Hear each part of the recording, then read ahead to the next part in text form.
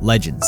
Stories scattered through time. It's these stories that captivate audiences not only on Remnant, but ours as well. Fairy tales, mythos, fables, folklore, it doesn't matter what you call it. You never know whose story will go down in the history books as having shaped their world for better or for worse. So, might as well tell them all. Sun Wukong is a character who's existed since Volume 1, making his on-screen debut on October 31st, 2013. But after 5 solid seasons, Volume 6 decided to put him on the shelf to return for a later date. So, until he does, here is the history and everything you need to know about Sun Wukong. Born and raised in the kingdom of Vacuo, at some point in his life he moved to Mistral to attend Haven Academy. It would be here in which he would become a leader of his very own team, Team Sun.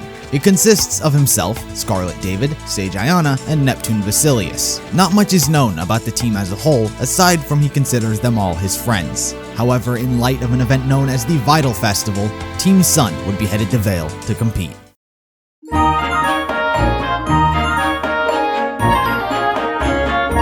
Taking his own unconventional method of travel, Sun stows away on a ship that arrives at Vale's port, where he is caught and officers attempt to arrest him. Fleeing from them, he crosses paths with Blake Belladonna for the first time. The cops are unsuccessful in detaining him, and so he escapes the grasp of the police, as well as Weiss's curiosity.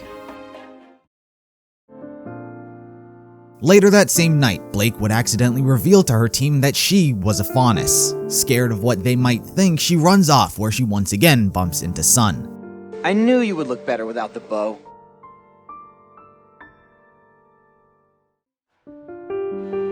She spends the next couple days with him, not revealing much about herself or even taking part in conversation. But one day while at a coffee shop, Blake decides to humor Sun, and she tells him about her past with the White Fang. Sun himself is not fond of the organization. I don't think there's a faunus on the planet who hasn't heard of them. Stupid, holier-than-thou creeps that use force to get whatever they want. Bunch of freaks if you ask me.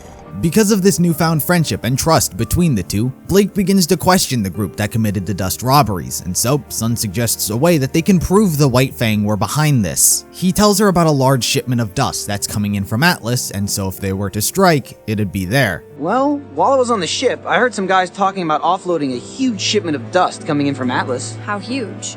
Huge. Big Shinny Company freighter. The two hold a stakeout at Vale Port, where the White Fang, aided by Roman Torchwick, arrive to take the shipment. It is here that Blake rushes down to apprehend Roman, only to learn the White Fang has begun dealing with the likes of humans, much to her surprise. Didn't you get the memo? What are you talking about? The White Fang and I are going in on a joint business venture together. Sun inevitably jumps in to assist Blake, however the two are incapable of taking him down, leading to his escape. Weiss remains uncertain about Sun. I'm still not quite sure how I feel about you. Beacon is now in its second semester. The rest of Team Sun has arrived and are waiting for the Vital Festival to begin. In the meantime, Sun decides to show Neptune around and introduce him to everyone. He accidentally reveals to Neptune that Blake is a faunus and tells him to keep quiet as he expresses how cool he thinks his new friends are. But his first attempt at an introduction ends up a bit messy. His second one, however, is more successful. While at the library, he introduces Neptune to everyone and tries talking to Blake, but something more complicated is on her mind, leaving Sun, as well as everyone there, confused. Women. Sometime later, Team Ruby intends to split up and investigate Roman and the White Fang to figure out what it is exactly that is happening with them. Sun, eavesdropping on them, tries to tag along. Despite Team Ruby's best efforts to dissuade him, Sun says how it's always better to involve your friends, which is why he also brought Neptune. Sup? So, his want to get back at Torchwick worked as he gets paired with Blake to investigate the White Fang. Blake leads him to a secret White Fang meeting, one that consists of not only current White Fang members, but potential new ones as members of the general public also don the mask. Blake and Sun use this to their advantage to sneak in undetected. It is here in which they once again see Torchwick as he unveils the White Fang's new secret weapon, an Atlasian Paladin mech suit. Unfortunately for Blake and Sun, their disguises don't work very well as Roman recognizes them. The two break the lights in order to escape, but Roman uses the paladin to give chase. They call for backup and the pursuit inevitably leads to a highway. Neptune and Yang arrive to assist, and so the two Team Sun members attempt to take down the paladin. It is here in which Sun reveals his semblance to the audience. It is called Via Sun, and he is capable of projecting clones of himself, that of which can do and move as he wishes. Sun himself, however, needs to stand still to do so. He detonates the clones onto the paladin to no avail, so he and Neptune attempt to take the mech head-on, only to be knocked off the highway, leaving Team Ruby to deal with Roman. Neptune and Sun then decide to go get some noodles. They're probably fine, right? Probably.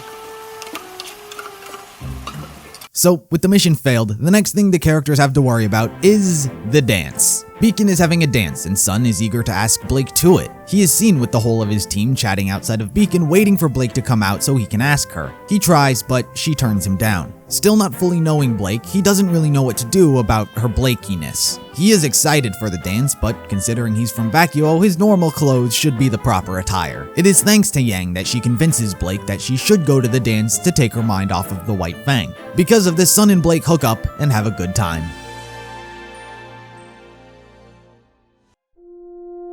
So, with the dance concluded, the students are all being assigned missions where they can shadow a mentor. Sun and Neptune are shadowing a crime specialist, hoping to ease off of the destruction that Team Ruby brings them on. And so, Sun and Neptune go off with their training. The two are seen once again during the breach at Vale, flashing their junior detective badges and helping the situation out. Fast forward through time, the reason all of Team Sun are at Beacon has finally arrived. The Vital Festival Tournament. Here, students from all the kingdoms compete in battle to signify the unity between the schools and their kingdom. Team Sun's first round is against Team Indigo of Vacuo. Despite Sun being an exceptional fighter and eliminating Octavia, his team isn't nearly as skilled. Both Scarlet and Sage end up getting eliminated, although to be fair, Sun was the cause for Scarlet's. And due to Neptune's crippling fear of the water, it almost cost them the match. In the end, they are capable of defeating Indigo, advancing into the next round. Because of their victory, Sun and Neptune are chosen to represent Team Sun in the doubles round. They once again are victorious in an off-screen match, and Sun is chosen to go to the singles. In between rounds, he is seen getting his picture taken by Velvet. Before he is capable of competing in his singles match, he, much like the rest of the audience as well as the world, witnessed the ill-fated match between Pyranikos and Penny Polendina. The reveal shocked everyone to a loud silence. Because of the negative emotions this action caused, Grimm were all attracted to the Colosseum, where an all-out war would begin. The school would be under attack, not only from the natural Grimm, but from the White Fang as well. Sun is amongst the students that help take down the Griffin attacking the Colosseum. Ironwood then tells them that they have the option to either help protect the school or seek safety. Sun, amongst the other students, choose to help protect, and so they board an airship that'll take them to Beacon. While on the ground, he is once again faced with an Atlesian paladin. But now, it's more than just him there to fight it. With the help of everyone, they are capable of taking it down, and the second paladin shuts off. Everyone eventually makes their way to the evacuation zone, where Sun warns everyone that they need to leave as the Grim Dragon has made it far too dangerous to keep defending the school. That giant Grim keeps circling the school. Even the White Fang are pulling out. We all have to go, now! Trying to keep his friends safe, he tries to stop Ruby and Weiss from going back towards the school for Pyrrha, but the two head on, much to his frustration. After everything settled down, Blake made sure that all the evacuees were safe, and according to Yang, Sun was the last person to see her. Blake decided to run away from it all, return home in hopes to no longer deal with her past. Unaware that Blake was trying to abandon it all, Sun believes she is going to attempt to take down the White Fang by herself, and so, worried for her safety, decided he'd try and help. He follows Blake undercover onto a ship without her knowledge. When the ship is attacked by a sea Feilong, Sun is forced to blow his cover to help save everyone. Once the situation is under control and handled, Blake tells him what she is truly doing: going home. Not dissuaded by the change of plans, Sun decides he's still coming with her, and so the two make their way to Menagerie.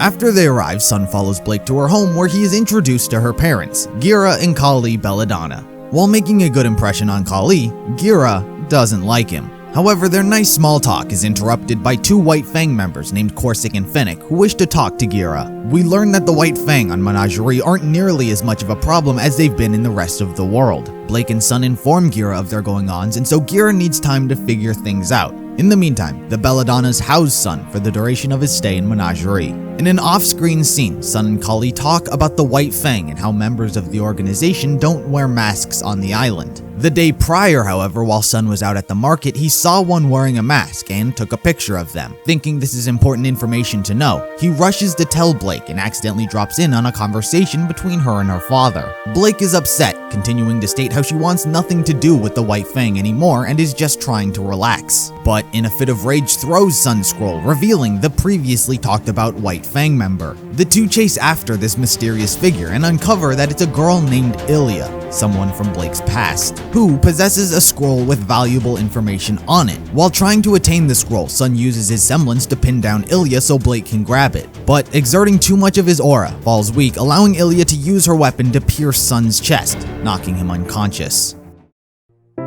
He wakes up back in the Belladonna's residence to an upset Blake. She tells him that this is why she's always running away, why she's always alone. She hates seeing her friends get hurt because of her. She doesn't like being alone, but it's better than risking their lives. But Sun tells her that that's not her decision to make. She doesn't get to pick and choose when people are involved in her life. They can make the decision to stay or leave. It's part of the reason he followed her all the way to Menagerie. Had he asked to come along, she surely would have said no, and Sun saw that Blake was pushing all of her friends away, and so he stuck to her. He may have originally thought that she was going off to face the White Fang alone at first, but the goal from the start was always to be by her side. Even just going back home, he made sure he wouldn't leave her alone. And so Sun teaches her that her friends can make their own decisions to protect those that they care about. When your friends fight for you, it's because we want to. So stop pushing us out. That hurts more than anything the bad guys could ever do to us. After this conversation, the scroll they had obtained from Ilya, Gira has taken a look at. He informs the two that there is a coup to overthrow the current leader of the White Fang, Sienna Khan, and invade Haven Academy. The fall of Beacon is likely to happen all over again. Sun wishes to destroy the organization, but Blake offers an alternative solution of returning it back to the state it once was. And so, the original White Fang is reformed. Once Sun's wound is healed, both he and Blake go around Menagerie tracking down faunas who work for the White Fang. The one individual we know they tried to apprehend got away. Sometime later, Sun and the Belladonnas would all go directly to the Albane brothers with the information from Ilya's scroll, but everything they were confronted with about was all unsubstantiated, and so they cannot arrest the two.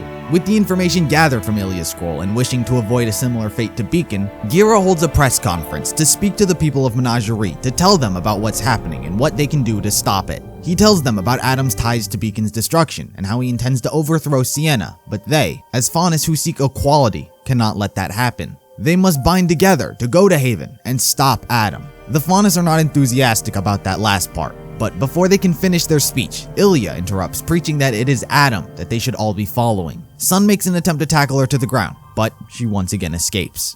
After the press conference, Sun and Blake go around Menagerie trying to get signatures from the citizens for the defense of Haven, but much to their dismay, no one signs up. Regrouping after the failed attempt, Sun is noticeably frustrated, but Blake tells him why that is. She says that the reason the people of Menagerie live on the island is because they want to be left alone. They don't want to be a part of any fighting or war, so of course they would be hesitant to bear weapons to send a message. She goes on to tell him about her past with Adam, as well as Ilya, and how Sun taught her that she can't give up on her friends, whether they want her help or not. On a later night, Sun is ready to go out and try and recruit more faunas from the nocturnal areas of the island, but he instead finds an uneasy Blake. She informs him of the note from Ilya and asks that he follow her to the location but remain hidden. Upon Blake's arrival, it turned out to be a trap and Ilya intends to capture Blake and give her to Adam. All of this is being done for quote-unquote the greater good, including getting rid of Blake's parents. Once Ilya leaves, Sun reveals himself, saving her, now knowing the White Fang's plan on Menagerie. Worrying for her parents' safety, the two rush back to their house, calling the police along the way. They arrive just in time to save Gira from being overwhelmed. Blake runs off to fight Ilya, while Sun and Gira team up to fight the Albanes. The fight eventually breaks out into a room that was set on fire. Sun sees that Blake is on the floor thanks to Ilya, and upon the request of Gira, fights Ilya himself. Sun gains the upper hand, but a pillar that was damaged collapses on top of Ilya. Thanks to Gira, however, he manages to save her, and Sun uses his semblance to help support the weight. Fennec attempts to use this opportunity to kill Gira, but Blake saves his life, crushing and killing Fennec in the ensuing explosion. Ilya takes down Corsic, and the battle is over. Once everyone emerges from the household, Sun watches as Blake delivers a speech that rallies the people of Menagerie. They no longer have to imagine what it's like, what the White Fang are going to do. They can see with their own eyes what has been done and what will continue to happen if they do nothing. And so the people rally to defend Haven from Adam. Sun and Ilya then make up. You stabbed me. Ow! There. Let's just call it even. Fast forward, the day has arrived. The Faunus have traveled all the way from Menagerie to Mistral to stop Adam from harming the Faunus' name. The groups all arrive, surprising Adam and the White Fang members. Adam, thrown off guard by the situation, makes an attempt to blow everyone up. It doesn't work thanks to Ilya, and a battle between Faunus and White Fang members would begin. Sun helps Blake in a fight with Adam, managing to force him to retreat. Sun wants to pursue Adam, but Blake warns him that it's likely a trap and they should pursue him another time. Sun then tells Blake to assist her friends, while he and everyone else round up the remaining White Fang. Once the battle ends, Sun waves to all of his beacon friends and urges Blake to reunite with them.